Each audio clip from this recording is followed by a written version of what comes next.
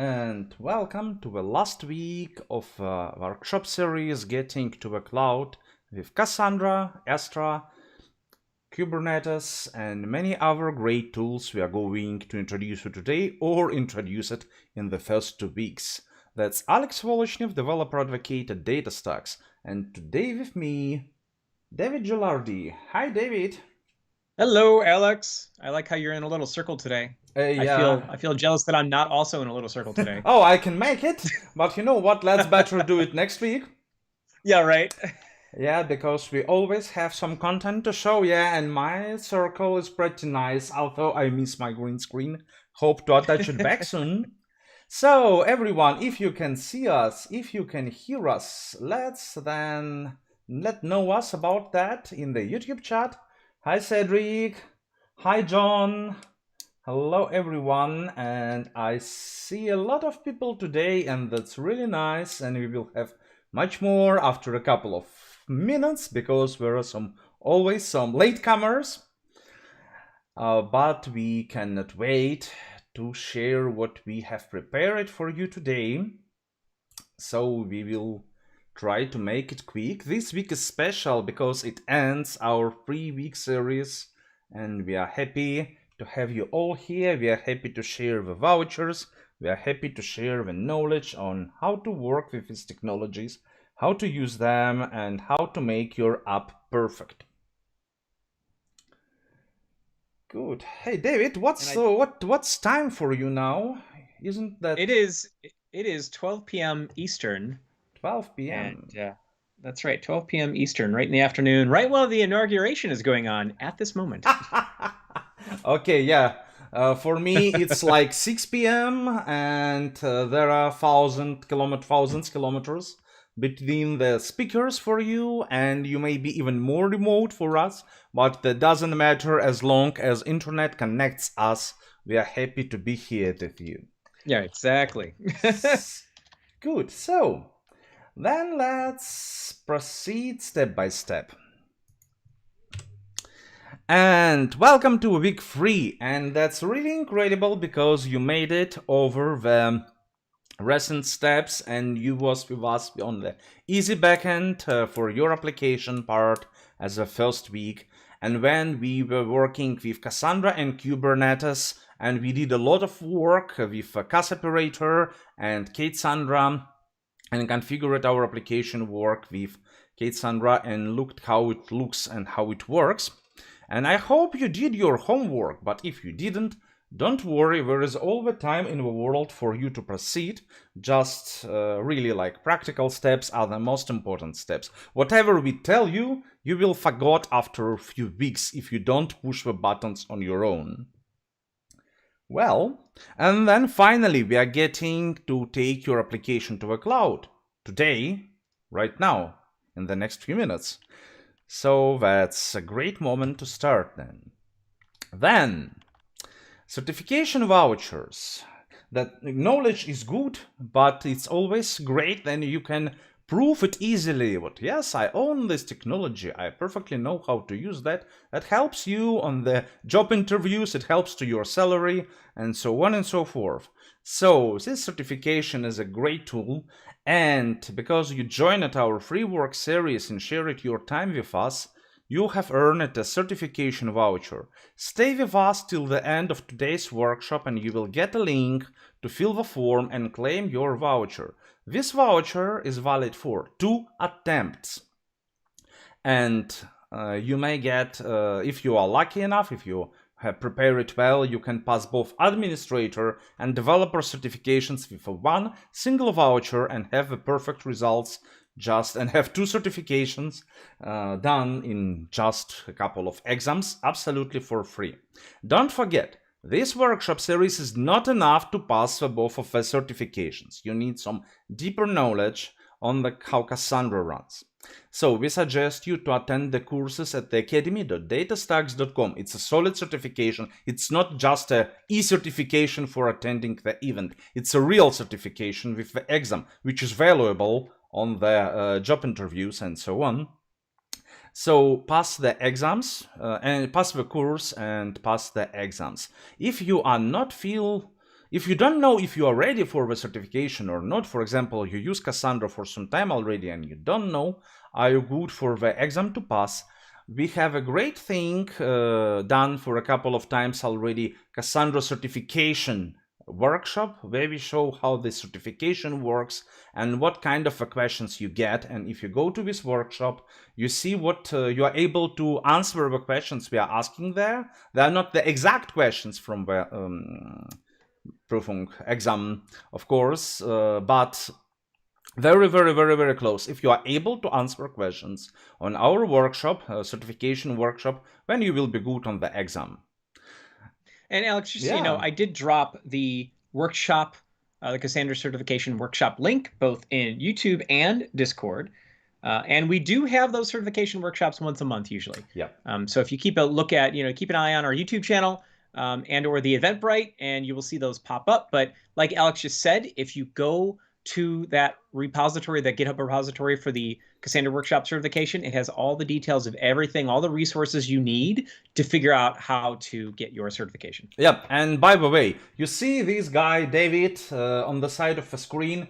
Directly under him, you have the subscribe button. And if you stayed with us for a few weeks workshop series, you must have pushed this button already. But if you somehow didn't, do it right now. It's really worth it. So, and I see the question on YouTube chat, any updates on Cassandra Kubernetes certification? One update, we are working on it, it's to be delivered, but I don't have the exact date, maybe we will announce it soon. And we have to proceed. And one more thing, as you will submit the form you will receive today, you don't ask for your voucher after 1 minute afterwards. Give the time, because there are some people involved into the processing. We have to check some things to avoid any, how it's in English, to avoid any tricks, because, well, it's a real certificate, so we don't want people to just get it for nothing. So there are some validation. We have to kind of vet things. We have to vet the requests to that form to ensure that they are all of you who have attended our series. Yeah. So, and it may take some time to deliver this voucher to you. If you don't get it within 1 business week, let us know and we will handle that. So, a little bit of housekeeping and setup. As you know already, 2 main sources to watch the video, to join us online. It's a YouTube main channel. We are in the YouTube and answering questions in the stream, in comments. And we also on Twitch. For us, Twitch is the backup platform, so we don't answer questions there. We don't present any chat. But if you have any troubles with a YouTube stream, maybe Twitch will work better for you. And then next thing for us, what's runtime going to be today is, first one, as we are working with the clouds, we are going to use a real cloud. No Linux box or no laptop can emulate the real cloud for you. For today's demo, we are going to use Google Compute Platform, and you are going to do so for the homework. And don't worry about the expenses. You have to pay for the cloud. Google Compute Platform offers you around, I don't remember, $250 or $300. Yeah, I think it's like 300 or something, yeah. Free tier, and you can do all the exercises without spending a cent on it for this week and for the exercises of this week. And if you by any occasion use it with free tier already, even in this case, today's exercises are going to cost, I guess, like around maybe 50 cents or maximum $1-2 at maximum. But actually I didn't calculate it. It depends on how long do we keep the machines running. Then our next, we have Google Cloud to run the application, and we need to store data somewhere. Last week we deployed Cassandra with Cassandra with Cass operator, and there is pretty a lot of work today. It's pretty a lot of work. today we are going to show you the easier way. So today we will use Astra, so you don't have to maintain Cassandra on your own. But you know what? Everything what we are doing with Astra today is absolutely doable with open source Apache Cassandra as well. So if you want to keep everything under control, you don't like database as a service, and you want to be like the complete boss on every beat, and you prefer to do everything on your own, then you can simply do the same exercises deploying it with your own Cassandra or K8s in the cloud. Regarding the questions, as usually we have questions in YouTube chat and preferably in Discord, because as long as YouTube stream is over, questions are gone, and with Discord we can keep talking even after the workshop. And finally we will... Yep. Oh, sorry, Alex. No, yeah, there is a question that I think is relevant for this over in YouTube from Vikrant. I think similar can be done with EKS, right? Yeah. Absolutely. You will see soon. You'll find that out a little bit more later, right? Yeah, yeah, you will find something like so. Don't run in front of the train. Let us drive first. Good. So, unless you're really fast. But Elastic Kubernetes Service is exactly the thing we are going to use today. Yep. Okay. So, cloud computing, very quick overview, because I want us today to spend maximum time on the practical steps. So if you have no idea about what the clouds is, then fasten your seatbelts, because we will be running a little bit. So cloud computing, in comparison with other old school approaches, it's an on-demand availability of a computer system resources delivered to you by the cloud providers. It works for data storage and computing power, first of all, without direct active management by the user. So it's a lot of all taken, it's outsource of your infrastructure to some dedicated cloud providers, which may feel unusual to the old school operations people who use it to do it all on their own. But I, at some point, really start to enjoy it when I can focus myself as an ops guy on development of a project and on helping developers developing something better than just on going and patching operating systems and doing things like that. First story of a cloud computing we started with Amazon. You know, Amazon, which was a bookstore so many years ago, and wanted to sell more books, and there were some Amazon online market, and then more and more. And you know what? Well, one of the biggest problems of a business like that, they have very huge difference in the load and the pressure on the system, depending of time of a year and time of a day and so on. So, I mean, in the night of 1st of January, they aren't going to have a lot of orders, but getting closer to the spring, to the summer, we are going to have a lot. And of course, if we speak about the times like Black Friday or Christmas and getting close to Christmas, they are really busy. And if you have, that's always a problem.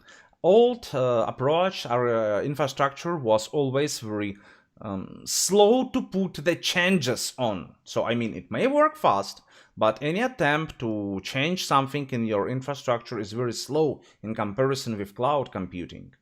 And the problem is, or you have not enough computers, and then on the rush hour you cannot answer all the responses and you are losing money, or vice versa, you have a lot of servers to cover any need of the computational power, and as a result you are paying all the time for idling servers, which is bad as well. And to solve this problem, Amazon decided to sell computational power of the servers they don't use at this moment. And that's how it's all started.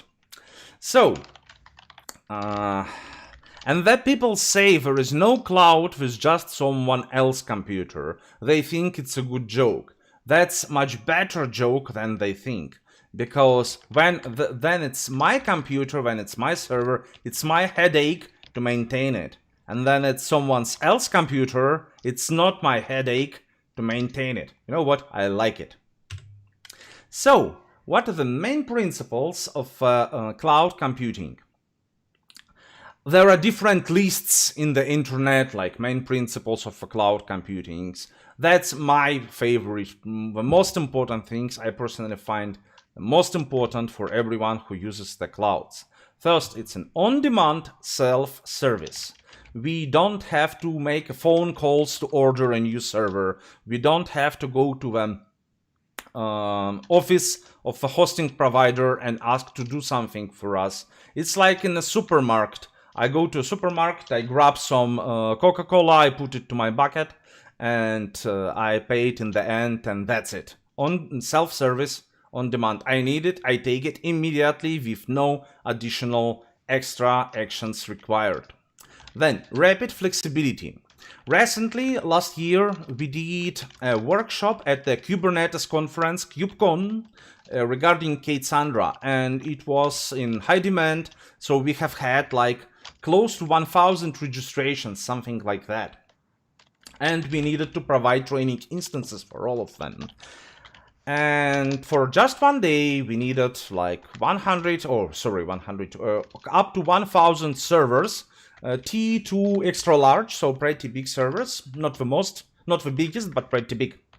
And what I said, just okay, we need that. I push the button, we have them. Creation of this infrastructure took around 40 minutes, and if I would have more time to adjust that, it could have taken 20 minutes maybe, or less. And we went from 0 to 1,000 and then back to 0 as we needed that, so very rapid flexibility.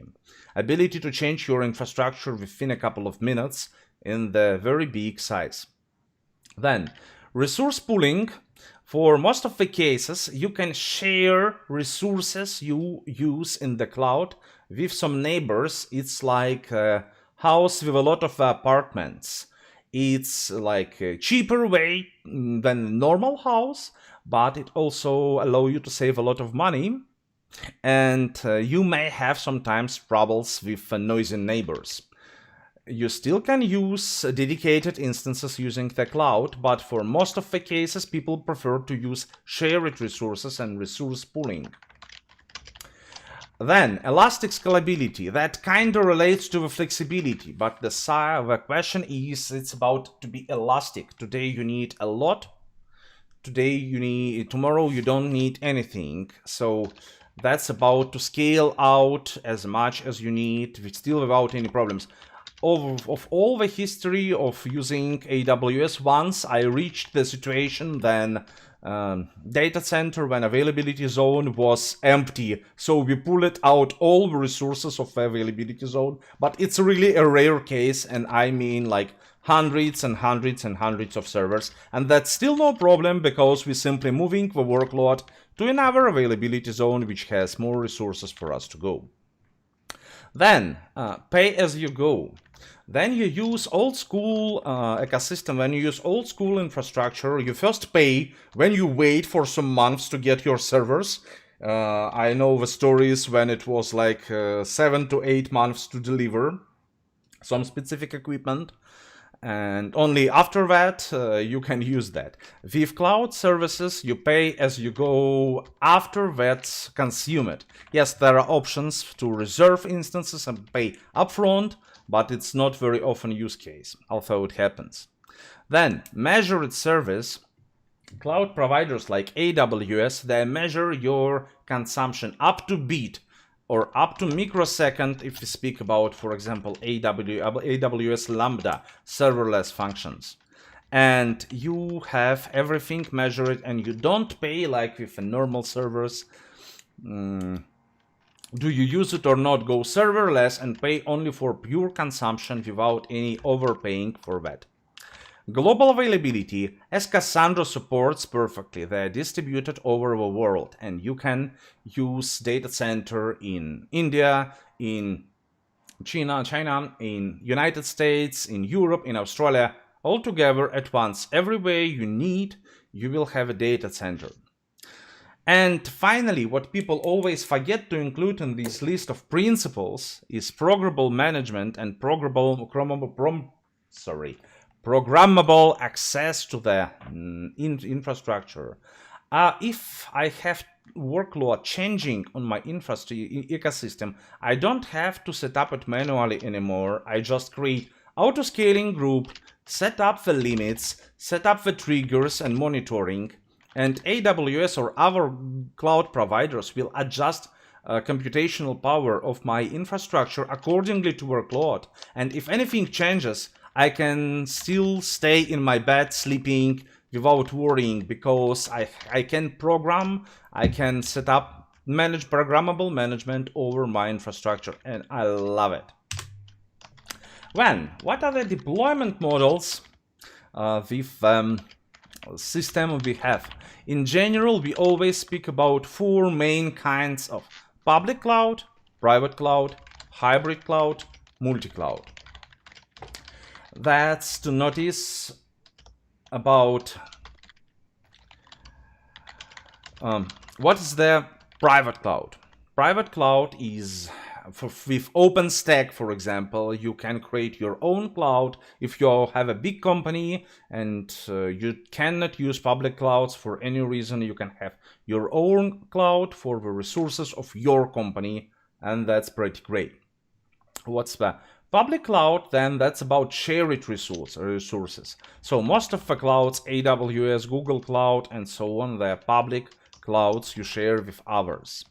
Hybrid cloud, that's pretty advanced model already. It's not always easy to set up, but it may help a lot for some cases. When you partially use resources on premises on your own data center in your office, and you also use connected resources from a public cloud, for example. So you can spread the workload over servers in your data center and in the public cloud. So that's pretty interesting point. And then multi-cloud. Some companies prefer to go multi-cloud, and again, that's pretty advanced workload. Then you have part of your infrastructure and part of your workloads in AWS, for example, and second part in Google Cloud. And they are working together. Why do that? There are 2 cases. First of all, in some cases, it may be better for you as a different kind of loads estimated differently from the price, from the budget point of view. It may be better for you to use this cloud or that cloud. Or also people often speak about disaster tolerant. So if you want your application to be running even if a whole AWS is down, which never happened for the whole AWS to be down, but for some regions it happened before, and well, will happen inevitably. Life is life, you know. Then you can spread your application over multiple data centers of multiple clouds to be cloud agnostic. It's not cheap, it's not easy, but it works, and some companies are doing that. Hey, Alex. Yeah. I do have a question for you that you may know the answer to, because I don't. It says, does DataStax have GCP Lightning Network VPC for avoiding public network for inter-DC communication? Yes, and I know AWS does. I'm not sure about the other providers. So, of course, that's very important for us to support VPC peering. It's indeed works for AWS. Regarding GCP, I have to ask people developing Astra. I mean, there are 2 options. Or it's supported already, or it will support it very, very soon, because it's priority number 1 for us to support VPC peering. All right, I'm gonna go ahead and ask the Astra team to see if I can find out the answer for the Google and Azure clouds. Yep. Okay, so I'm to proceed then. And then that's a good question. Like some people asked, why do you call Cassandra cloud native? Like, it sounds very marketish to me. I'm an engineer. I'm not a big fan of marketish things. And our answer is yes. There is no marketing in that. Just Cassandra is indeed cloud native, because all the primary features of cloud deployments, it's perfectly support. You may be geographically distributed. With Cassandra, it's easy. And you can be hybrid cloud and multi-cloud at the same time. And that with Cassandra is easy, because Cassandra is platform agnostic. So, there are 3 main cloud service models I want to discuss first. I hope most of you've seen this picture already. about private cloud or private on-premise infrastructure, infrastructure as a service, platform as a service, and software as a service. The main idea of those approaches is responsibility sharing. When you run everything on your own on premises, you're responsible for network for everything, starting with data center, and it's not easy to make your data center because you have to take care of security, you have to take care of a power supply, a good network connection, preferably a lot of power supplies and network connections to have some redundancy, and so on and so forth. So it's just a huge story by itself, but it's only the very beginning, because when comes networking, storage, servers, virtualization, and so on and so forth. With on-premises, you take care about everything. And if you have a huge company which has a very strong department taking care of that, and you have a lot of great experts and great administrators to take care on, you might be fine.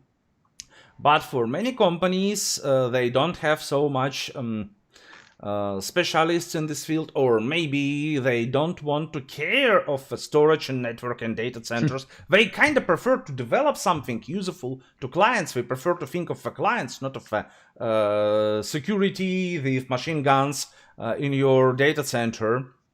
Then they may think about infrastructure as a service, where you outsource the lower layers to them cloud provider, and you start to take care of something what you can handle easier, and getting in the same direction when finally platform as a service was introduced, and finally software as a service. Software as a service when everything is handled by cloud provider, and that's the maximum what you can get to simplify your own life and just consume what you need to consume. For example, everyone wants to, you want to have an application. Application needs to store data. You need a strong, resilient solution. And you can use Cassandra as a part of a private cloud, or infrastructure as a service, or platform as a service. If you prefer to not think about the storage at all and just use it, then you can use Astra, and Astra is a database as a service, so it's very on the right, close to David, by the way. And on my side, you see here is a private cloud, so you can completely run Cassandra with all these things, but you will have to take care of all these things, so there will be a lot of the things to do. Well, so, and there are hundreds, dozens, hundreds, maybe already thousands of providers in all the different fields for everything you can simply try to use and would love to use for your use cases. Story changes a little bit.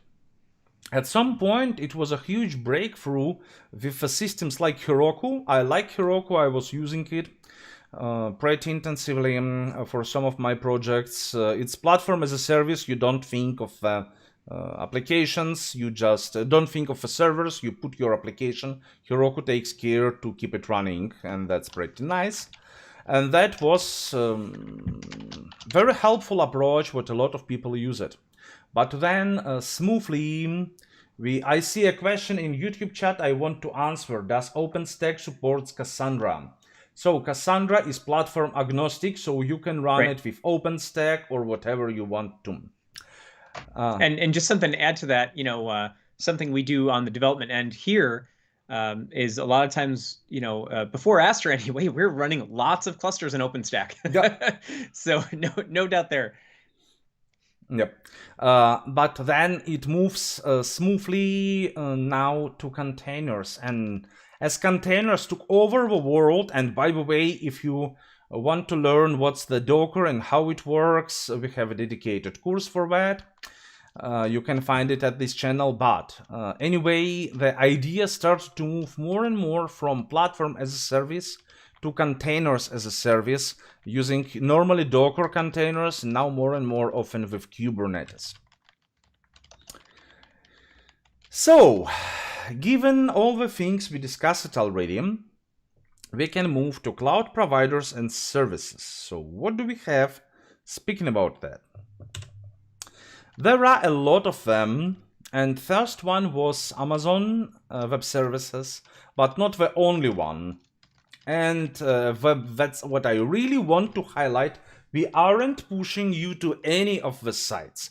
For today's exercises, we will use Google Compute Platform, but we could have used Amazon Web Services, we could have used Microsoft Azure, and it still would be completely fine. So with some of minor of adjustments, you can do the same using Amazon Web Services if you have an account. Why not?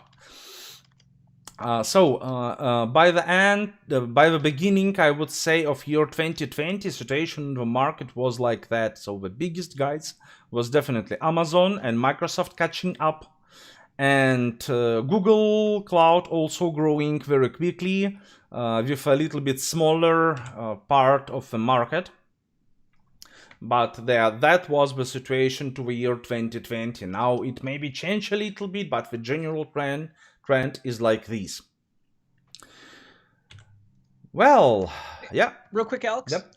To that question about the VPC peering earlier. Yeah. We already know that it is supported in AWS. I have confirmation. It is supported both in Azure and in GCP. I'm dropping some links right now. Matter of fact, this happened to be in the AstroDocs. So I'm a little embarrassed that I did not know that off the top of my head. But I just wanted to let you know that it's there and putting those here now. All right, sorry for the interruption. Okay. Good.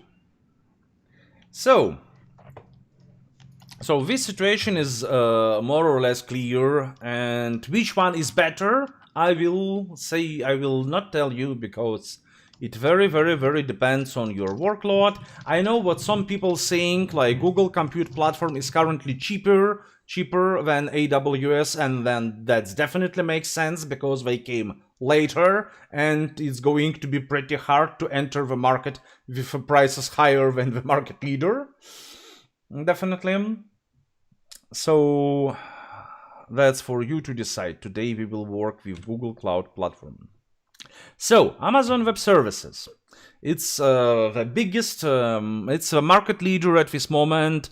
24 regions, 77 availability zones, over 200 and something points of presence for the cloud front, and overall about 250 services of a very different purpose. So it's one of the most powerful and wide from the services point of view provider, and you can have everything you want and build everything you want on AWS, because whatever you can imagine, they already support it. Do you see these satellite on the downstairs in the center? If you have a spare of free satellites, you can launch them and manage them with Amazon Web Services. I am going to do that as soon as Elon will send me my pack of satellites. So, 10 main. So the list of the main services of AWS you should know about. Out of those 250, of course, not all of them are the most used in the world. Let's say some. Let's cover what you need to know and what you have to be ready to use if you are going to work with AWS. So the mother of all services is Elastic Compute Cloud, also known as EC2.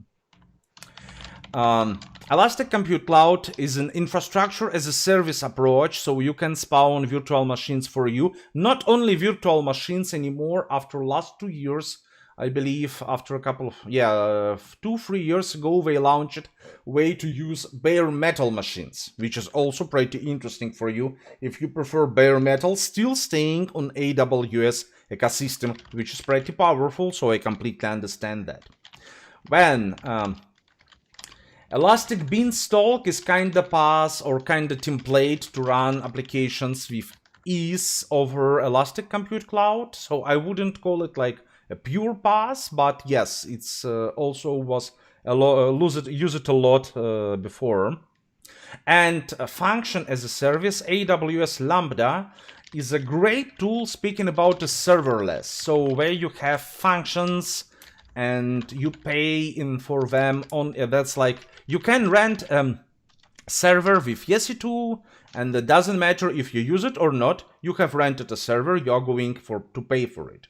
If you deploy an application which is used like on a very different size and you don't want to pay all the time for the servers, you can deploy your application with AWS Lambda functions, and you will pay only for the real usage. The main price may be made by amount of gigabyte seconds. That's pretty interesting computational term. Gigabyte seconds means how many seconds your function was running and how many gigabytes of random access memory it's consumed meanwhile. Of course, you can set the limits. Yeah, and if you don't use this application, you pay zero, nothing. So serverless, pay as you go. Then, speaking of the containers, Amazon Elastic Container Service, Amazon Elastic Kubernetes Service for Kubernetes workloads, and Amazon Fargate, which is serverless for containers. Then on the storage side, there are three main services: Simple Storage Service for simple object storage, and Glacier for the archives. Elastic Block Store you use as disks for your instances on EC2. And finally, Elastic File System, that's like a network file system you can attach to any computer or even to AWS Lambda, so your serverless functions can have real file system, which is pretty interesting feature. And speaking of networking, there is like about 10 of different powerful network services, but the most used of them is Amazon Virtual Private Cloud, which allows you to create private networks. Then Route 53 to manage your DNS servers and domain names, and CloudFront as a content delivery network. Hey, Alex, there's a question in here from Deepak and YouTube. What's the difference between the Simple Storage Service and Block Store? So, principal difference is very simple. Simple Storage Service helps you it's an object storage, so you throw an object or a file to it, you get the ID, you can get this object using this ID. It's a plain storage with way to use to get objects and retrieve objects from that. And there is a pretty interesting model to pay, so you can choose storage class for an object, and you can specify if it's object use it all the time, and then you pay only for storage but don't pay for retrieval. Or you may specify what that's an object which retrieve it not really often, so you pay less to store that, but you pay something when it's retrieved. So there are different payment models. Block storage is the service used to create disks you can use with containers, so it's like virtual hard disk drives or SSD, however you prefer that. You can create a disk, attach it to your one instance, store some data, detach, attach to another instance, and so on. So it's literally like a hard disk drive you can attach to different servers. Good. So, how do you deploy Cassandra on Amazon Web Services? There are some options, and the one which gives you the hardest way, but also the full control over that, is to instantiate an EC2 instance, virtual or bare metal, install Cassandra on that, and run it in the most traditional way people are doing that. There are also some pre-built images and AMIs for Apache Cassandra, but the idea is the same. That's your virtual server, you are to patch it, you are to update Cassandra, and so on and so forth. For more modern approaches, there is Amazon Marketplace and DataStax Managed Services, DMS, DataStax Managed Services, when we take care of a Cassandra for you, or DataStax Enterprise. Then we have software as a service, which is Astra, so you don't have to care of the database, we will do it for you.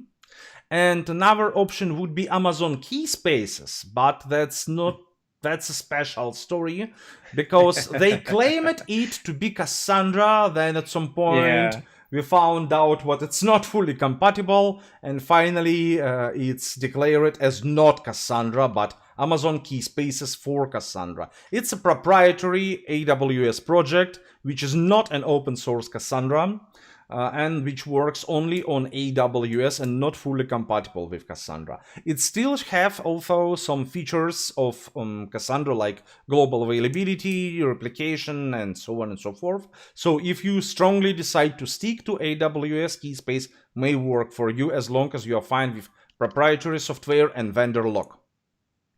And then finally, with containers as a service, you can use Cas operator in Elastic Kubernetes service to have your Cassandra running with Kubernetes.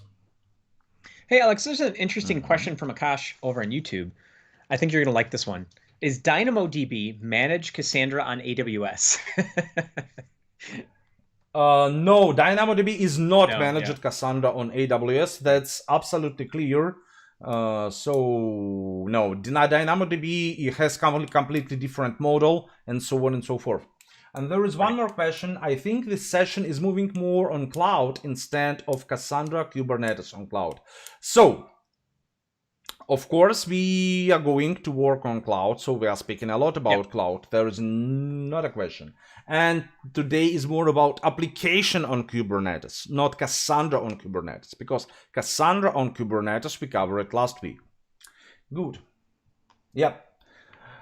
So about Amazon Key Spaces works on a single availability zone, I wouldn't say so. As far last time I looked at that, they were different, absolutely with no doubts, a way to run key spaces over multiple availability zones.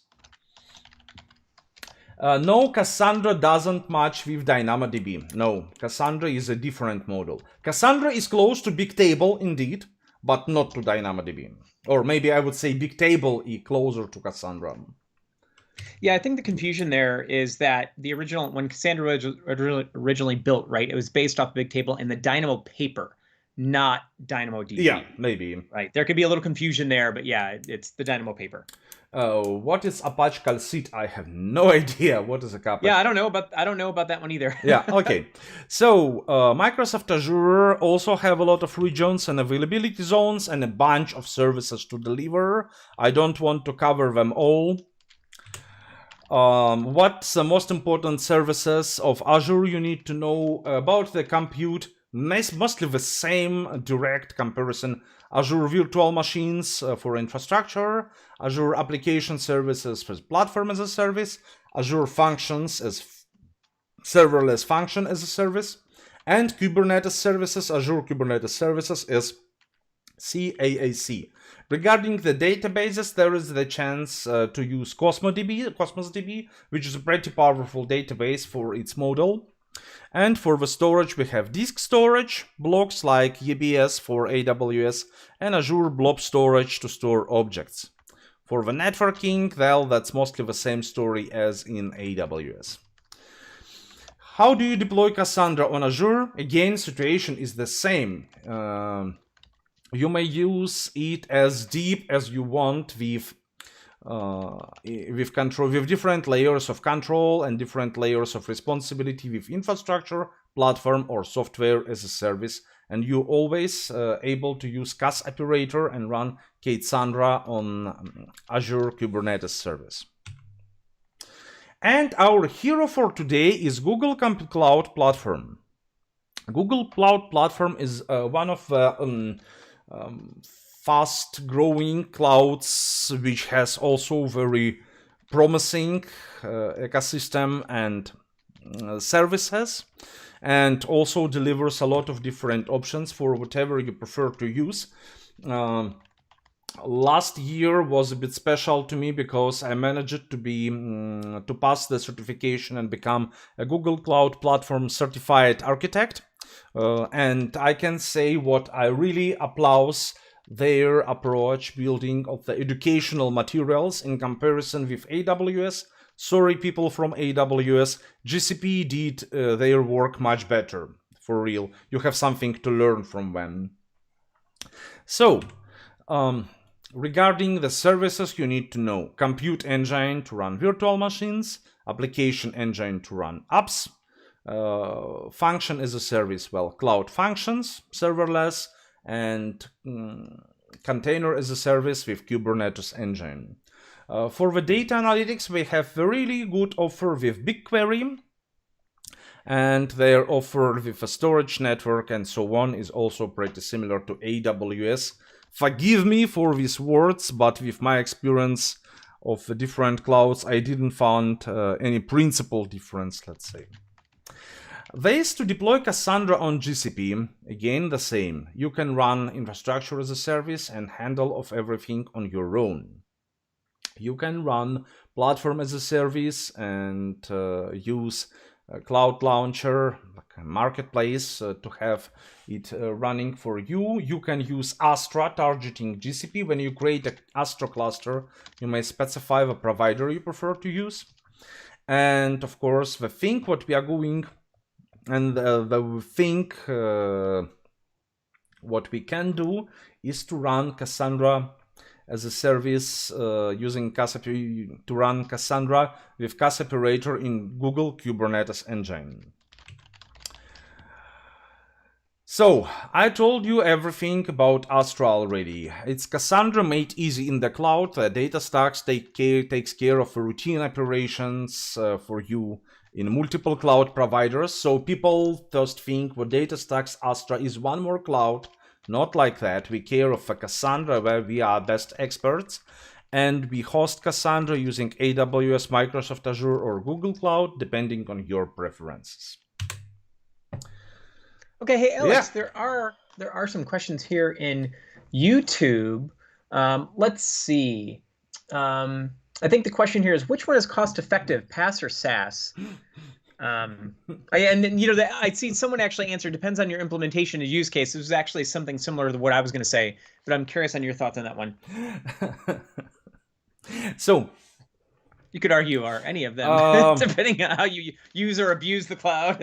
Yesterday, I did a webinar in Russian language for Russian-speaking people regarding clouds. And question number one was, can you imagine why it's so hard to predict and calculate expenses on AWS, and you have to consider so many different facts and options? Even if you just storing files, which seems to be pretty simple thing, and you even understand the size of them and amount of them a little bit, it changes a lot regarding of so many settings you can do. So if you want to estimate your future expenses on AWS, it's a very, very long story. So you have to consider up to 6 different factors just storing files, 6 to 7 different variables just storing files. And then you start to use these, that, and that servers with auto-scaling groups, with all the other optional things and API gateways and serverless databases.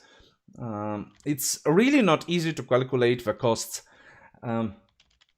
So which one is cost effective? It's 100% depends on your workload, and you can go and calculate the options using Google Compute Platform, and you can do the same for AWS, and then you can say something what's cost efficient for you, because every project is different to others, so there is no way to answer.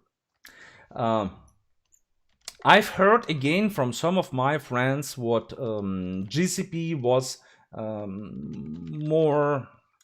bit cheaper for them, but no way I'm going to prove that. I don't.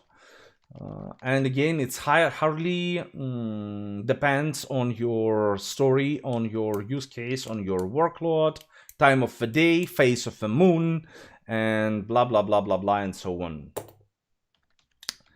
Good. So, and then people also started to move from containers to serverless or combining them. For AWS, we usually speak of AWS Lambda, for example, but there are also serverless containers with Fargate, and there are many different options to run function as a service, but that's not what we are going to do today. But if you are interested in AWS, speaking of GCP, you definitely have to check out Google Cloud Functions. It's great. Our AWS Lambda and AWS API Gateway, they're also great. And if you are looking for more cloud agnostic things to run serverless things, then you have to check out Serverless Framework or Apache OpenWhisk. Also pretty interesting story. Now, getting closer to Cassandra, serverless best practices with driver you definitely have to consider. Don't forget, if you are using a function as a service, they not present for real till it's triggered, till there is an event source or HTTP API call which will get to the function as a service like for example Lambda, and bring your function to life. And if you will create a driver connection within the function and you have a huge load, when you will make thousands or maybe millions of connections all the time, which is not recommended way to work with Cassandra.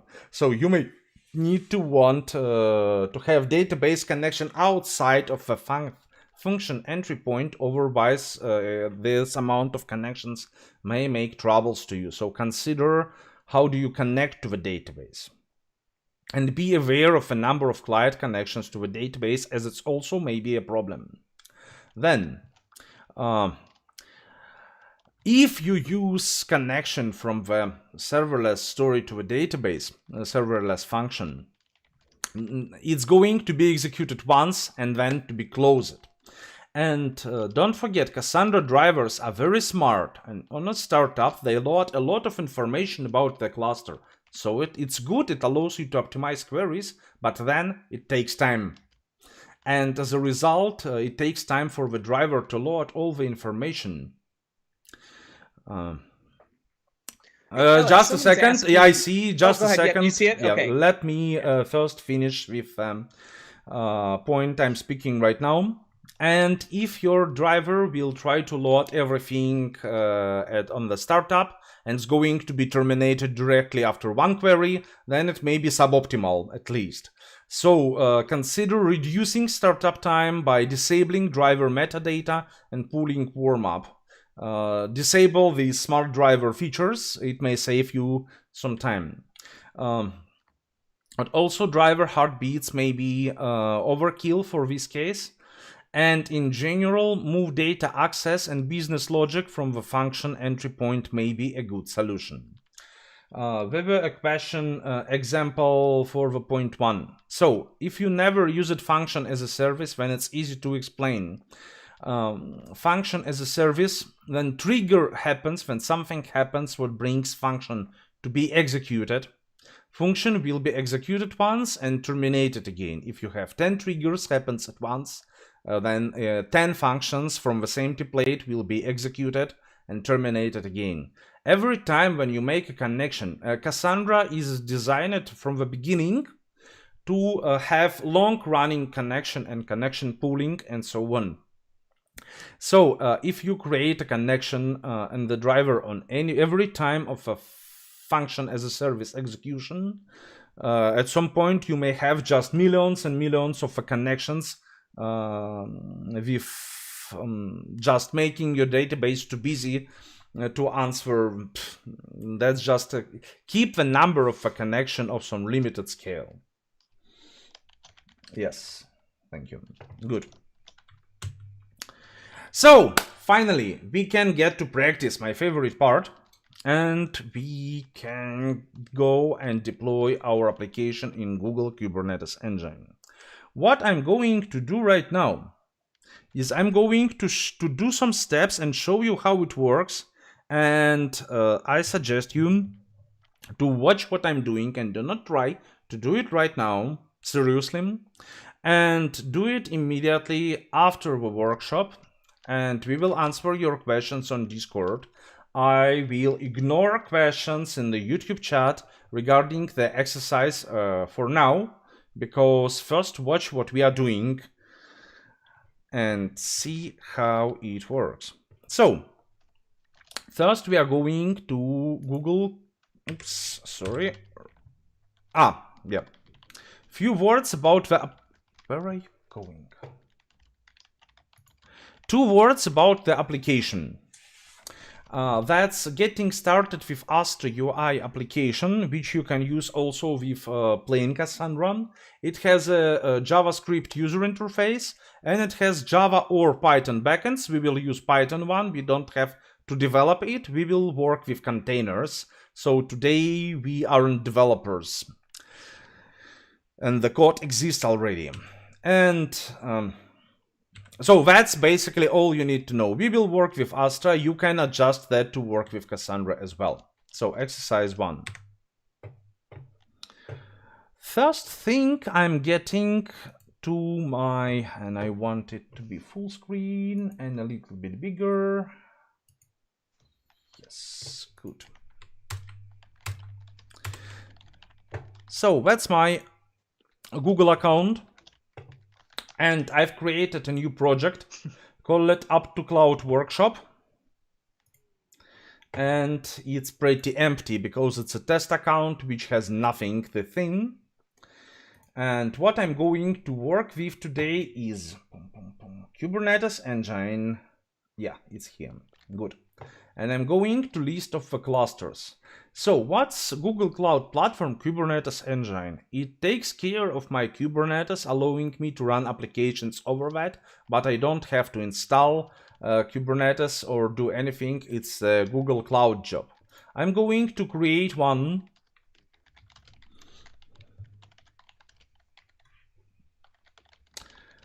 with Up to Cloud cluster. Good. It will be zonal, so the cheapest option for me, and I'm going to locate it in Europe, so I will stick to Europe West 3, which is going to be Frankfurt, pretty close to me, and that doesn't matter which zone I will choose. I will use static version, and that's a cluster basics. I can start it right now, or I can walk through the steps on the left and change some settings for automation, for networking, security settings, and so on and so forth. But so far, typical deployment of Kubernetes will be perfectly fine to me. So I'm going to create that.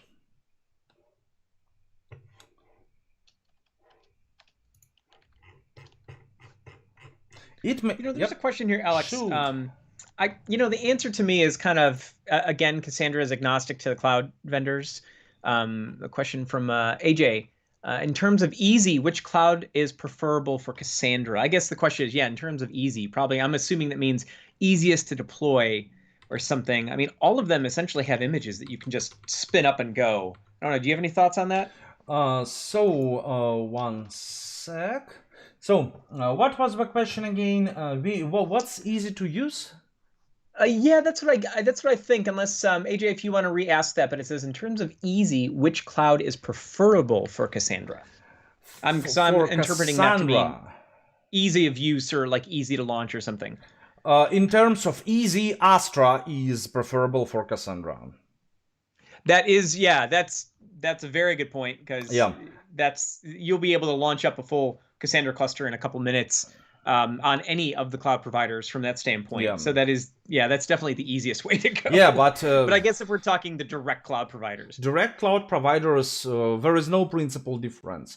I mean, I say it what on my personal experience, Google Cloud educational system was better than AWS.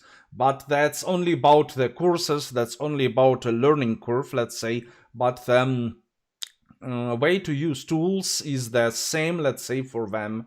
So I can't say what GCP is easier than AWS or vice versa. They all are very powerful, and powerful tool cannot be easy. When you have a hammer, hammer is a good tool, but you can do with it only one job, and your how to say it in English, cognitive resistance to use, that's maybe not proper translation, but the cognitive resistance to use Hammer is very, very low. You natively understand how to use that. And cloud providers with all the services more look like a Boeing 777 or whatever, 787 with thousands of buttons and tumblers, and none of them are easy just because they are powerful and they can deliver very complex applications and keep that running. So I wouldn't say any of them is easy. If you're looking for easy, go to Astron. Okay, thank you, Alex. Yeah.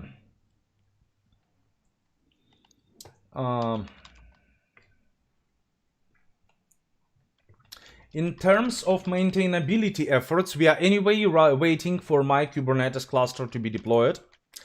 So I will answer again. Answer is mostly the same.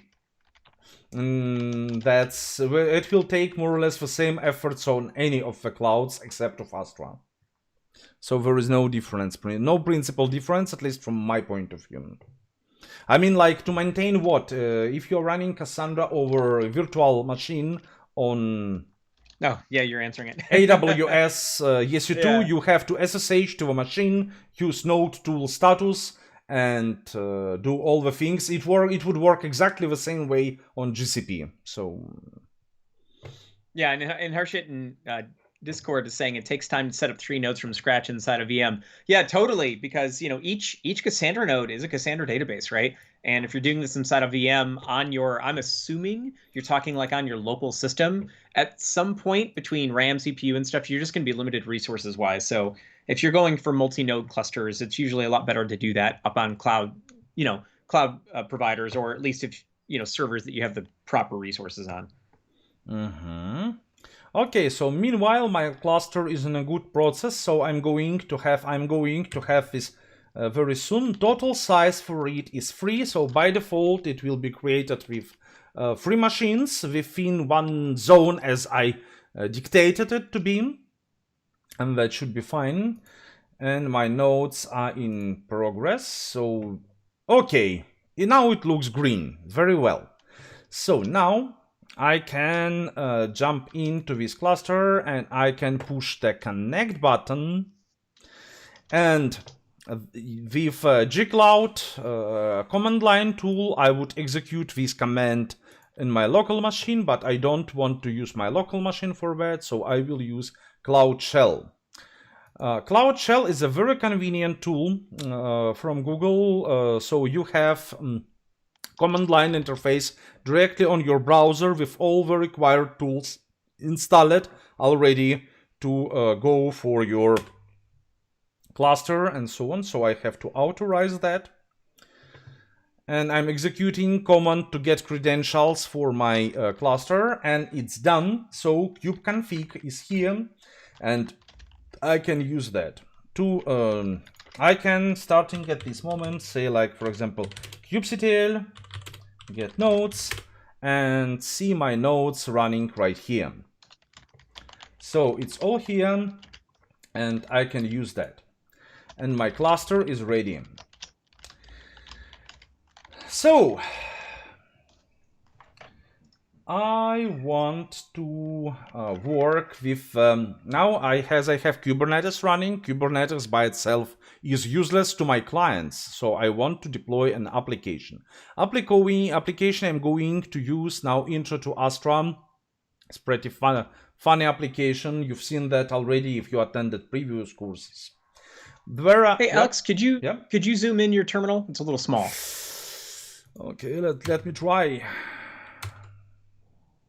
Like this. Okay. Maybe a little bigger. There you go. Keep going. Oh yeah, that's right. My video's lagged a little bit. So yeah, that's fine. I mean, that's YouTube. Sure, it's lagged. Good. So there are 2 ways to manage Kubernetes. You can do everything in the web interface. So you can go and manage workloads. And currently I don't have anything, so I don't have anything deployed.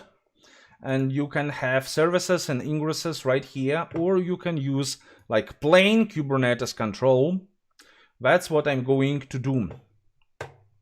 So I want to open it in a separate page, so it will be a little bit better. Yeah, and I have to make it bigger again. So yeah, this one I guess is good. So, and I'm going to open an editor. No. I need editor. Yes, this one. And what's that? That's again a Cloud IDE where I can set the things up, and I need Cloud Shell as well. Perfect. So now I have a terminal and a way to edit files. And again, I'm going to make it bigger. Oh, good. I was about to ask. Yeah, it's like zoom it in. No worries. I remember. Yeah, give us a thumbs up. I know I saw a couple folks. So if it is it large enough for you to read now, please let us know. Now it should be large enough, definitely. Good.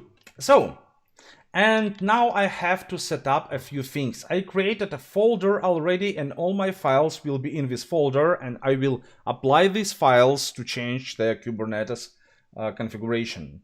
And file what config map I'm going to use first. And first things I will do is to set up the backend. So I will create a file called backend.yaml, and that's my file. First thing I will put them, I can have multiple files, but I will prefer to put everything related to backend in once. Is them, and this one is, okay, I will keep it here. So the configuration map is just a configuration for us to have everything defined and to have configurations for the Kubernetes services we are going to use. And next service I'm going to use here, now I need to define a pod. Now we are going now please, that's important, we aren't going the best approach now we are going the simplest approach. Okay, there is a difference, and I will show you the best approach just in some minutes. Now we have this backend file also explained here, and now I'm going to apply this file so it will work and it will be executed to a Kubernetes. So what's defined here? I define Kubernetes resources in these definitions. First one going to be type of config map with the data to invert two variables for myself, and second one is going to be a pod, and if you attended our last workshop you know what is it, and if you don't, I'm sorry, we have to proceed. And we have here a definition for this pod, which containers pod will have, and it will have only one container, we don't need more, and this container is going to be from DataStax devs up to cloud type backend with container port 5000. So I'm going to apply this file, so it will be kubectl apply what? Apply file, oops, and which file I'm going to apply? Backend, oops, .yaml. Sorry.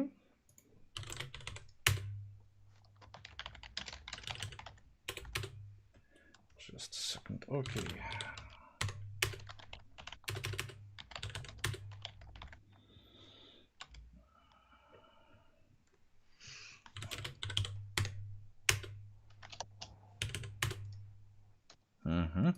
Backend, okay, now it should work.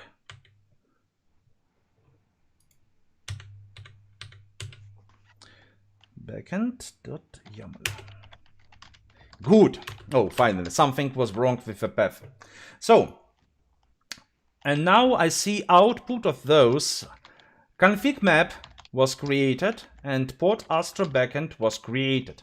So everything what I applied for was created. And now I can tell kubectl get pods to see what are the yep. Sorry, Alex, there's a question here from Vikrant in YouTube. Where is the image DataStax devs / app to cloud backend Google registry? Can we pick it from the Docker Hub too? Yeah, here we don't use Google. So in general, that's a good question, by the way. In general, when working with Google Cloud, you are suggested to use Google Cloud Docker registry. Like, that's pretty obvious. But in this case, for the simplification, we are storing our images in the normal Docker hub at hub.docker.com, and you can pull them from where they are publicly available. So, I have my pod running. It's Astra backend, 1 container out of 1. It's running, 0 restarts. It's absolutely fine. So, what happens next? As soon as I have this container running, I want to add something there. So don't forget, Kubernetes is also about security, and pod by itself isn't accessible externally. And if I want to make it accessible, I have to add one more resource I'm going to add right now. So let's take a look on what's happening here. I'm adding a thing called service. If you forgot, service is something what makes networking possible between multiple pods.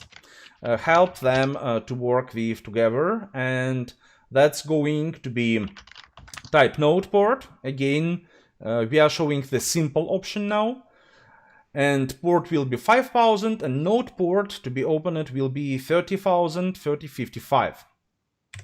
Just a random number at this point, that doesn't really matter. So I put changes to my file, and now think, what should I do right now? Apply those changes, of course. So I'm going again to apply the same file, and that's pretty cool thing. As I'm expanding my infrastructure here, I just applying the same file, and what will happen then? Let's take a look closer at this.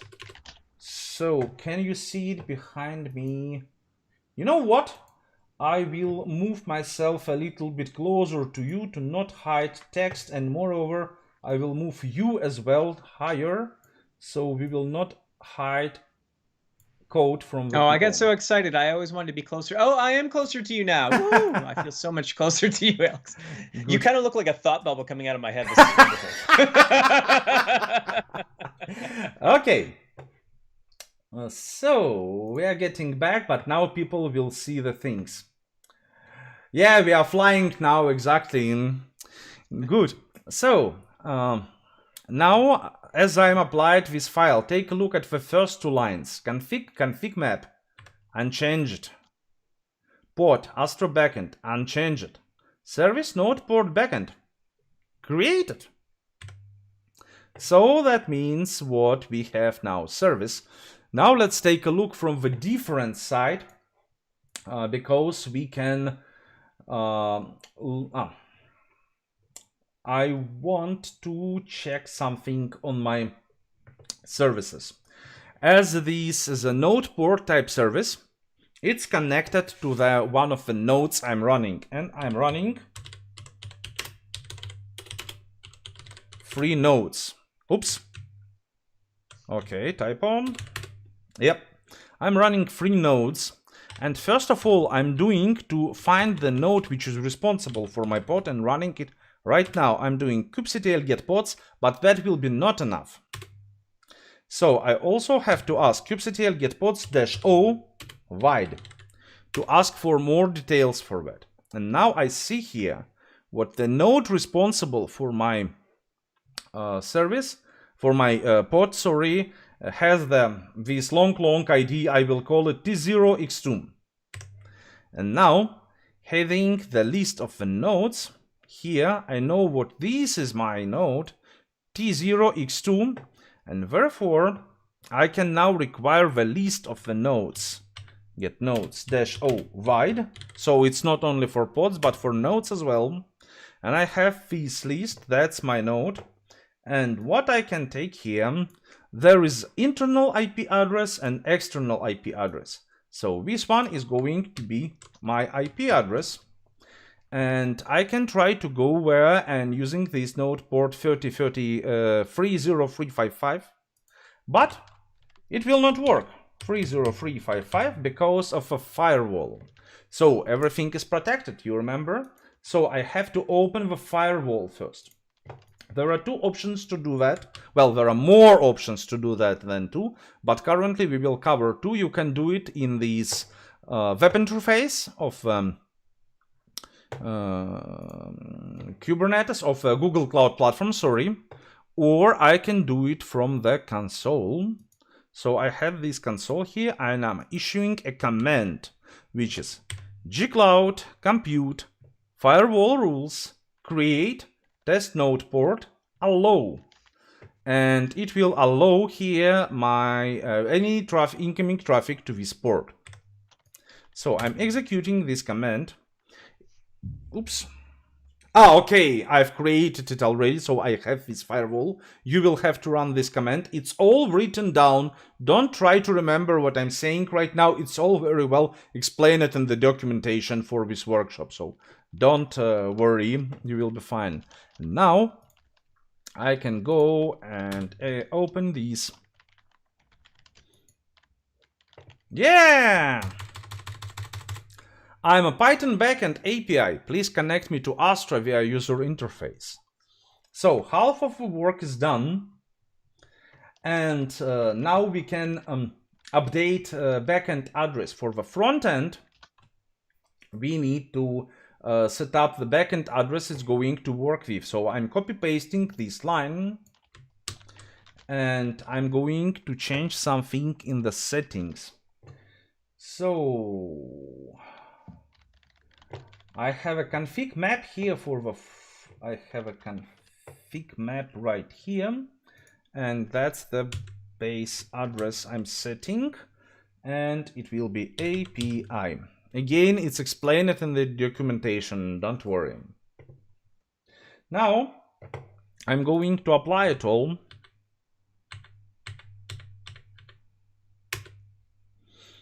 So port and service unchanged, config map, configure it, and we can proceed. Next thing we are going to add to our configuration is finally frontend. We have backend, but we want something better than just backend, okay? So I'm adding one more port, which is going to be Astra UI. And you can see what it's the same data stacks devs up to cloud, but this time it will be front-end, pretty easy. And that's important thing here, environment from config map. It will take environment from env-config. And what is env-config? Let's scroll up. That's my env-config, I define it here. It's a config map with the name env-config, and therefore it will take these data, these configuration settings for base address, and use Astra to go. Use Astra obviously enables Astra, and I mean not enables Astra, but forces application to connect to Astra. And base address is well base address for the backend. So it's all good. I can try to launch. Yeah. Hey Alex, I got a couple questions for you. Shoot. One was asking about for the CAS operator. When using the CAS operator, does the Cassandra configuration start with vnodes already? I think the answer is yes. I think it is pre-configured to do that. I just don't know 100%, and I'm wondering if you do. Yeah. So actually, I believe it's changed recently, so I cannot confirm or drop it right now. But I mean, especially in something like Kubernetes, you'd think it would be set by default. Yes, to vnodes, so it's as compared to manual taken tokens. care, but I don't remember the particular setting. So you better ask David. You can ask in background one of the Cassandra guys, CAS operator. Totally. Now the other one, you're gonna laugh at this, and I love the name. This is from Anonymous Goyle in YouTube. I know it's out of context, but I'm very much curious how you have only 6 tabs with big size and all the other tabs are small at top in Chrome. And I was, oh yeah, I see the same thing now. What are you doing, Alex? I mean, I'm pinning tabs I'm going to use later. Huh. I didn't know that was a thing. Yep. Okay. That's great. All right. Those are pinned. There you go. Yep. Yeah, I did not know. I just, today I learned you can pin tabs in Chrome. I had no I use it all the time. Okay, All right, back good. to the subject. Yeah, so now we added this Astra UI pod. And what I have to do right now? Apply. So kubectl apply this file, same file. So unchange it, unchange it, unchange it, create it. Now the launch of this file may take some time because this container is bigger and therefore Node needs time to pull that first. So I can say watch, I can say kubectl get pods, enter, and I see what my container is creating. And as soon as it will get on status ready, I will be good to go. I will be good to proceed. Now it's being pulled. So it may take some seconds here. Yeah, good. And finally, I need to create a service to make this node available. So I'm adding one more last resource here, separating them with dash dash dash. And I'm adding service. So everything already looks familiar. Here it's going to be service. Its name will be node port UI. And it will pass through port 3000 of a container to port of a pod, sorry, to port 30333 of the node. Good. And we are fine. So I can apply it as well. Unchange it, unchange it, unchange it. Create it very well. And we can see how it works finally. Alex, can we deploy Cassandra on GKE? I don't think it's absolutely limited to one cloud provider, right? It's any of them. Absolutely, absolutely. So deployment of Cassandra is going to be very straightforward here and like in the very traditional way. Now, that's very important thing. Normally, you would have to execute this firewall rule command here to allow traffic to this port. In my case, it will fail because this firewall rule exists already, but you have to execute that. Again, it explained it in the documentation. So, and what I can do right now, I can find out where the pod is running. So I get my get pods. And I need to do -o write to get more information on that. And now I see what my Astra UI runs on the node 574S. So I can again kubectl get nodes.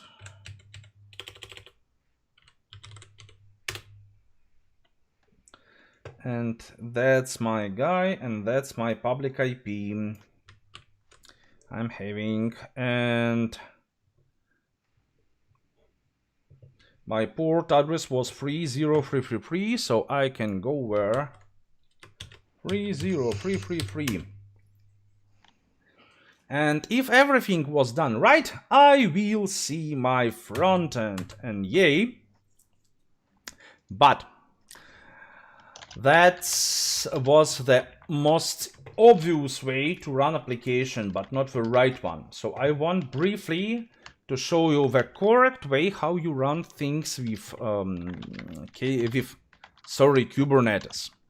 Now I have to do some cleanup quickly, and it will be easy to do because, well, in my case, as everything is focused on one simple file, I just have to execute one little command.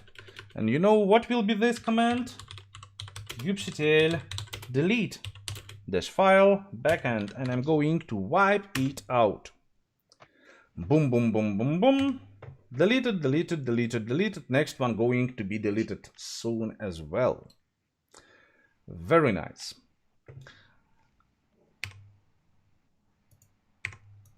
I can clean up the file, this one as well, and we are good. To check if it's all clean, I can say kubectl, I can say kubectl get all. And I see what only one service is running, which is Kubernetes, which is good. I want my Kubernetes to be running. So, well then, we are going to proceed. First, I will still need the config map, which sounds very familiar to us already. That will be backend config. Oops. And I will need one deployment, and this way we are going different way. So not like we did before with the pods. Pod is too low level for us. With pod we have to manage pods, but I don't want to manage pods. I want to have my application running and earn money on it. So where is the difference? Now I create a deployment, and I have a deployment to take care of the replica sets and pods running. And now if pod will fail, deployment and replica set will launch a new one for me. And if I will say what amount of replicas I want to have is not 1 anymore, but 10, when replica set will take care of the scaling up for me, not myself as my not me personally. So deployment is a more advanced way to manage pods and set replication factors and so on and so forth. For pods, not for Cassandra. I mean like replica sets, it's closer to say. But I'm still going to use the same backend container, which is good. So now I'm going to apply this one. So I will have a config map, and I will have the pod running, and my pods are running. And now I'm going to my web interface for the Kubernetes, because that's not the only way to manage the system. In the workloads now we have Astra backend with status awk pod 1 of 1, and that's up to cloud cluster. So I have web interface for my things. You remember I created services before to make it able to communicate. I'm going to do the same thing, and I'm going to Astra backend. Now I will do it via web interface. I see nothing in services because I didn't create service. Now I'm going to create service not using the console and not using files, but just using web interface of Kubernetes engine of GCP. So I will use port 18, and target port for the backend is 5000, but service type will be node port, as we did like 5 minutes ago. It's going to be load balancer. So it will be load balancer with external IP, which will balance all the queries coming, all the requests coming to all the pods of my deployment. Currently I have 1, I can have 10, and then load balancer will care of distributing data over them. So to expose, and it may take some time because it's creating also load balancer, but it will be fine.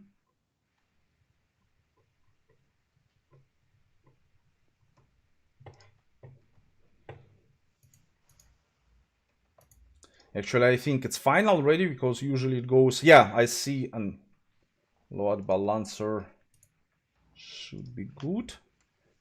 No, still in progress. Usually it goes a bit faster, but doesn't matter. So there's some questions coming in about load balancing here. Very good time. Yep, shoot. Yeah, so I saw a couple of them. Does it distribute in round robin? Any limitations will be in the load balancer, right? Will the load balancer introduce latency? Well, the load balancer, it's still the same load balancer that you get, by default through the driver, right? So when you're talking to your cluster, regardless if it's just a pure Cassandra cluster or if it's on Kubernetes, then it's still going to use, unless you configure it otherwise, the load balancer there in the driver. So is it round robin? The base configuration is what? Token aware data center and round robin. So it actually takes all those things into combination when determining what node to go to. Alex, do you have anything you want to add to that? Not really. So, I mean, if load balancer increases latency, I mean, there is some laws of physics. Processed query takes longer time than unprocessed. Does it worth it? But you could argue, right? Go ahead. Yeah, Sorry. does it worth it? Yes, absolutely. So yeah, that's what I was saying. Because part of what the load balancer does, why I think the overhead is so minimal of what might be there compared to the benefits you get. If you imagine in a Cassandra cluster with a default replication factor of 3, you've got 3 nodes that can service a particular operation at any given time. The load balancer through the driver is going to automatically go to the node that's going to have the best chance of giving you the best response, right? So, and that's something that's being done automatically for you. So I think that alone will outweigh any kind of little overhead because you're automatically getting a load balance performance benefit just by using it. Yep. Again, don't forget what, in general, speaking of load balancing, there are 2 types of a load balancing used in the clouds: network level and application level. So network level works at the works with TCP/IP packets or UDP packets, usually TCP/IP, and it's lightningly fast. So it's deadly fast. It's like the overhead is close to 0 for having that. Application layer load balancing is a bit slower because it has to unpack the package, get it completely, see the headers, see the see the properties, values of them, of a packet in order to establish routing. Because downside of a network level balancer, it may use only very primitive rules where to set the packet, like it's just a packet for it, and it can judge by the sender IP, but that's it mostly. That's all the data it may use for the routing. And with application level balancing, you may use very sophisticated load balancing routing rules and send packages to very different backends depending on those rules, HTTP headers, hosts, and so on and so forth. So, as you just have seen, I have this service finally created. I have an external port created for me by the Kubernetes engine, and I can open it, and you see it's here, and backend API is here, and I can use that. And it means what now I have this address, this external endpoint to use as the backend address for the service to use. Good, so we are good to go. This one works. And we can proceed to the UI, which is great. Because, well, we still want to have my UI here. Next one is going to be config map for UI. So I'm getting to my editor and adding one more resource here, which is going to be again config map, but not for backend, but for frontend. So it's UI. And I will need this IP address to set these settings. Usually I would connect it a bit differently, so that would work in the internal network, no through the public IP, but now for demo purposes it's perfectly fine. And I will need by itself my Astra UI deployment. So with config map, everything is easy, so I ain't going to explain anything here. It's a config map, name it UI config, and everyone who wants can use this UI config here. And that's again the deployment, you remember? So I don't have to manage pods on my own, but I can just create a deployment to manage my pods for me. I'm very lazy. I prefer Kubernetes and Kubernetes deployment to take care of these things. And they are good, so I'm going to apply them. Good. So I want to watch at my pods. And they are running. I'm lucky. This time it was much faster. So, and we need to do what? We need to open, we need to have a service to get to my front end. Now we are going to, oops, sorry. Yeah, so I'm getting to workloads. I'm finding my Astra UI. and I have to create a service for that. So I scroll down, I have exposing services empty. I push the expose button, and target port will be 3000 in this case as of container, and I launch it.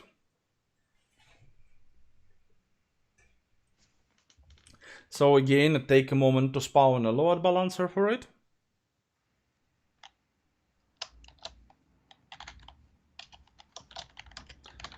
And we are going to be good in a moment.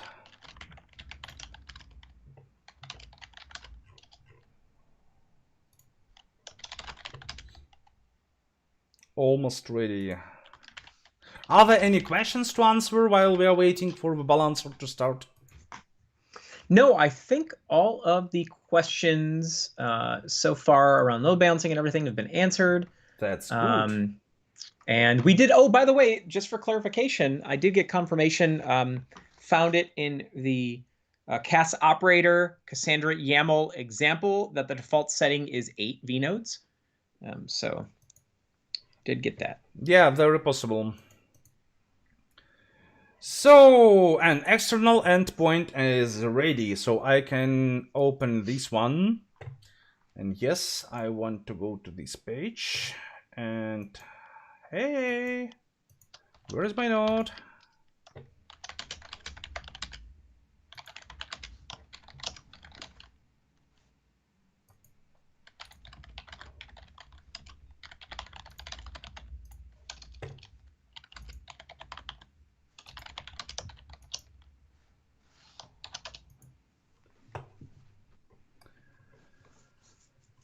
So, port 3000. Yes, that should be correct.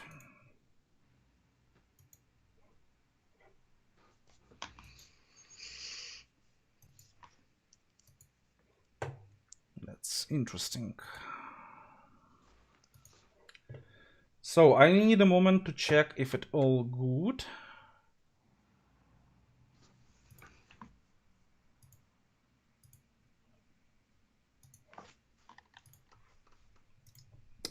So my pods are running.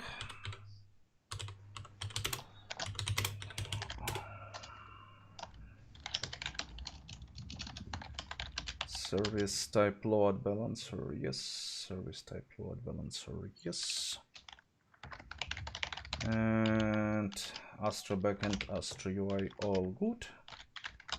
So that all looks pretty good to me.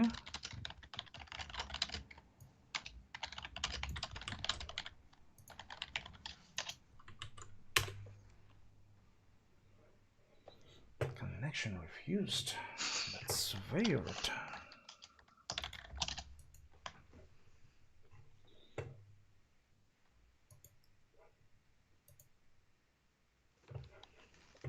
Okay.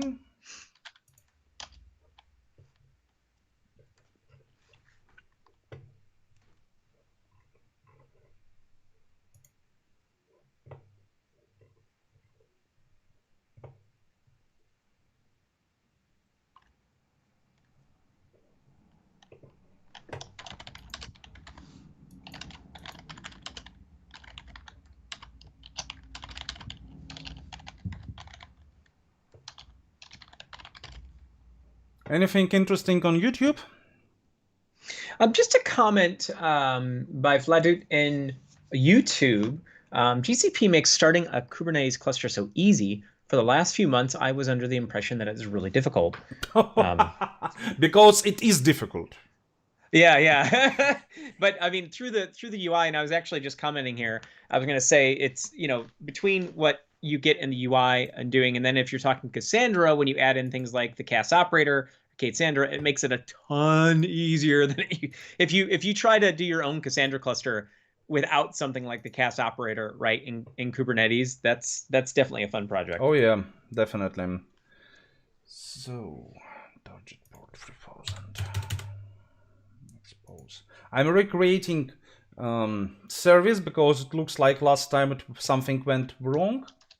And I don't have time to debug it for real, so I will easier just recreate this one to save some of our time. Meanwhile, while it's being created, let's take a look at the thing what are going to happen.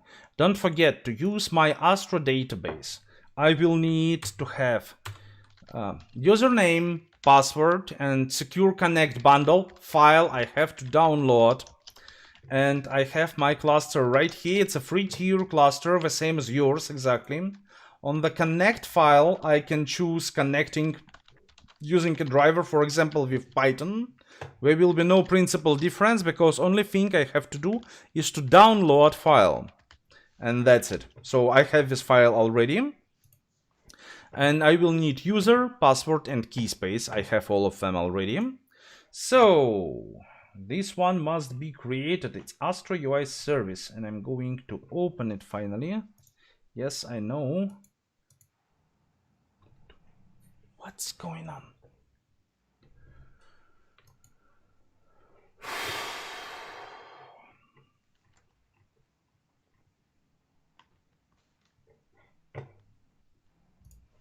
Let me check one thing. But no, it all should be applied already. And change it, and change it, and change it, and change it. So all running.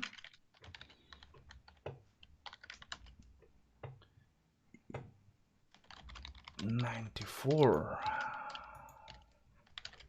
So 94.80. This one is correct.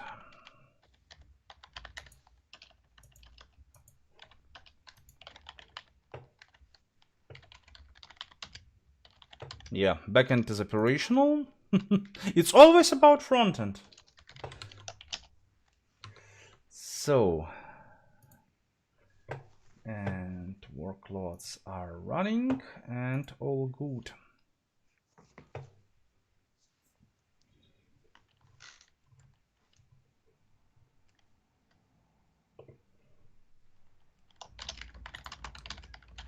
So that's pretty weird because I used this just half an hour before the workshop and it was all good. So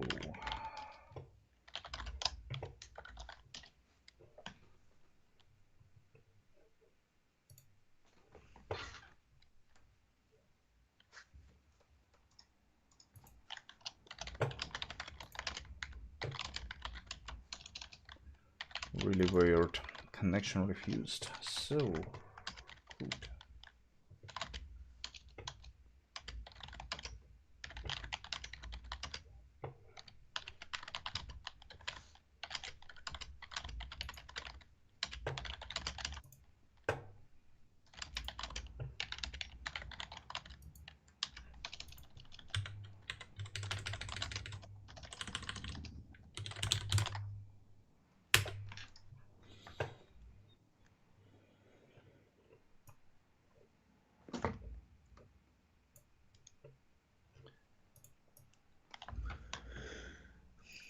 Okay, I know what's wrong. It's a typo. It should be front end, not back end. Sorry, my bad. So this one I'm to wipe out in a moment. Done. And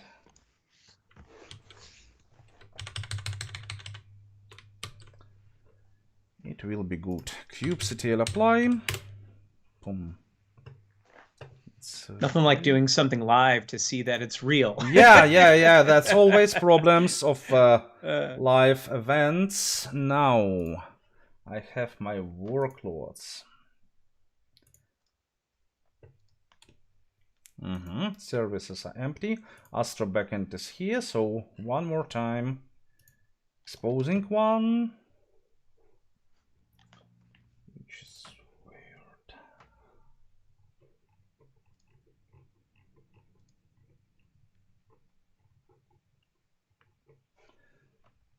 Backend with port 5000. Expose. Very good. As always, one minor typo and you've lost it. But now it will be good. So now I can get back those files.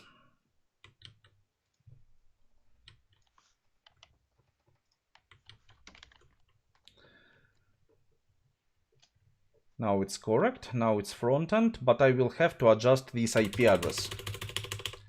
I hope. You know, what we can do, if you'd like, Alex, if it makes sense, let you adjust and relaunch, and then we could probably go into Menti, do the swag quiz. Yeah, I also think what we can do Menti right now, because it will be faster, just to save some of the time.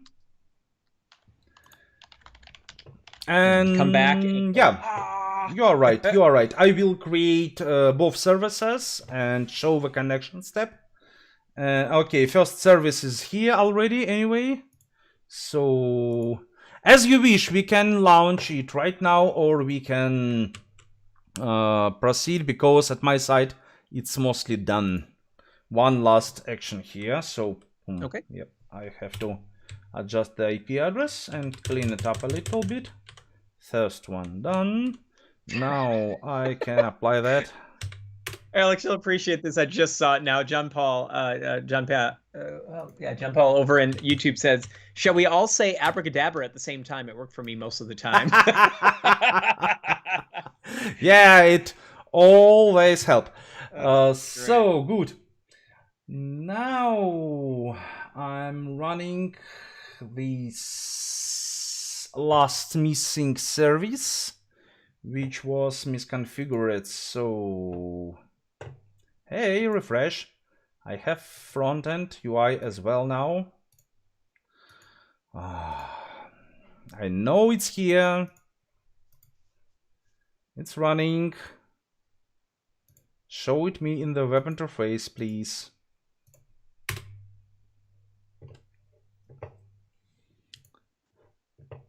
Yeah, it should be available by now anyway. Here we go. So Astro UI is here. I am spawning one more service for that with target port 3000, expose, and now it will work.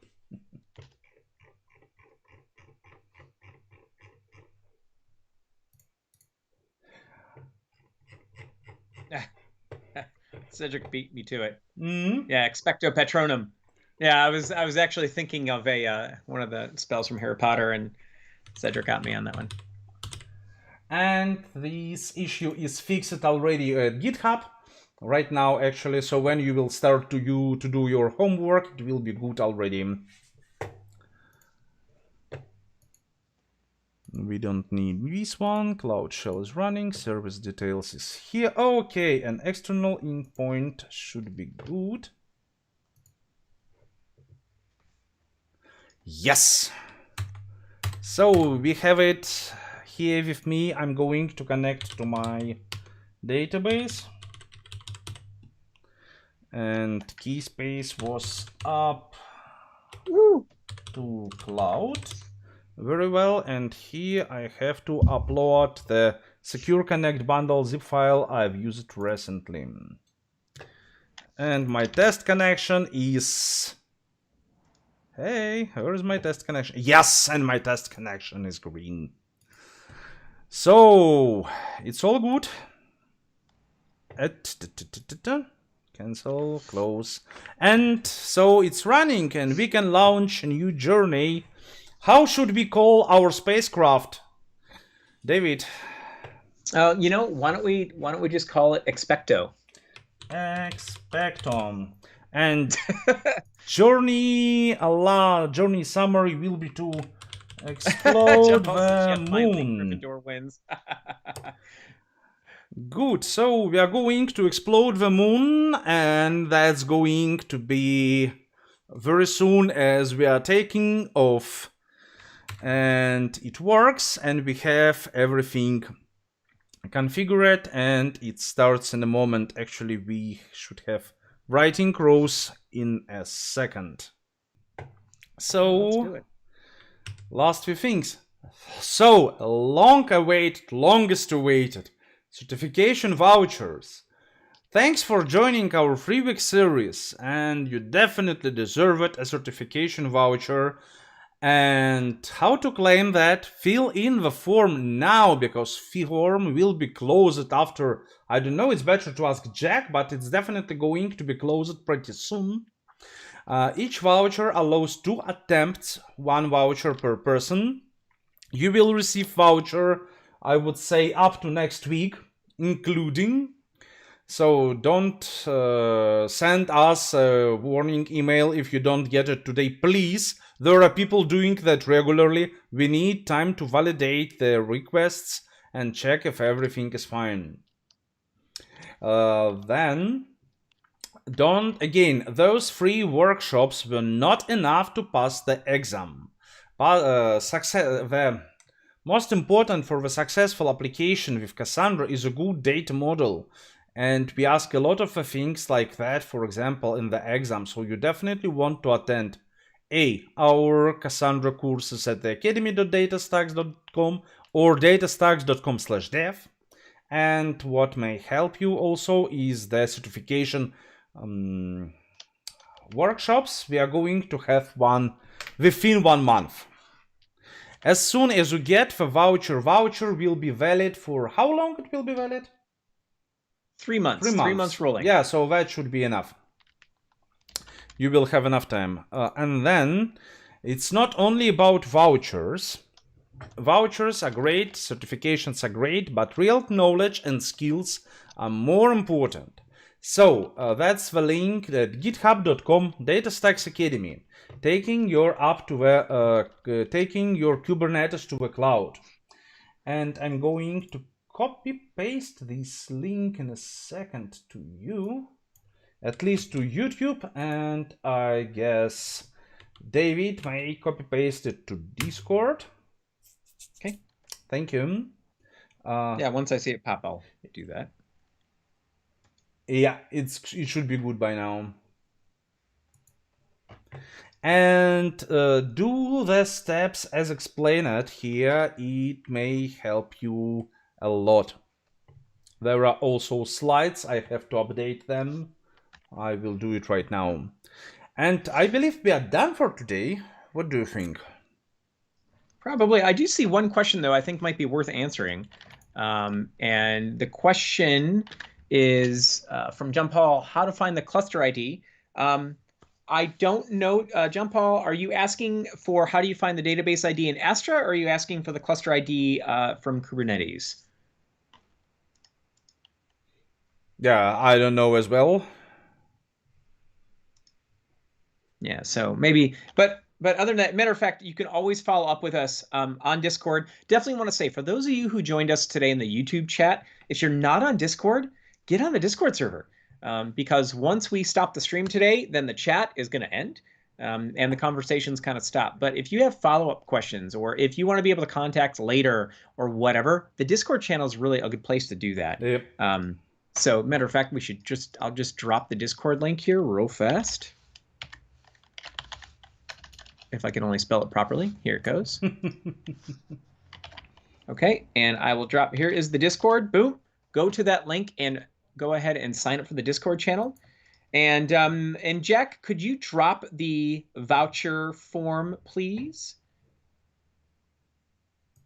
Oh, okay. So I think the clarification is the cluster ID needed to claim the voucher. So what you do is you should have instructions in the form that will show you what you do. When you go into Astra, you're going to create a database if you haven't already in Astra. Again, use that free tier. And then once you've created that database, you just click on it, and the database ID for the for your Astra database will be there, and it'll even have a little widget for you to copy. That's what you want to paste into that form. Again, the form will actually have the instructions there. Jack just dropped it. Thank you, Jack. And Jack, can you drop that in Discord as well, please? And then that way everybody can hit those forms. And that should be it as far as getting the ID. I think that's it for me. Yeah, so I think we are mostly done. Don't forget, we still stay available at LinkedIn and Discord. So by the way, don't forget to add us on LinkedIn. And don't forget to subscribe to this channel. We still have a lot of things to publish for you. And that was Aleksandr VOLOCHNEV, developer advocate at DataStacks, and David Gilardi, same. And thank you for being with us. Thank you for walking this through week series. It wasn't always easy, but it always was useful. If you have any questions, then don't hesitate to contact us. And It was Wednesday, so we are passing the middle of the week now. Go and enjoy your lunch or whatever your local time zone is. We will repeat this workshop tomorrow. It will be morning my time. And it's always big pleasure to answer your questions. So thank you and ciao. Thank you. See ya.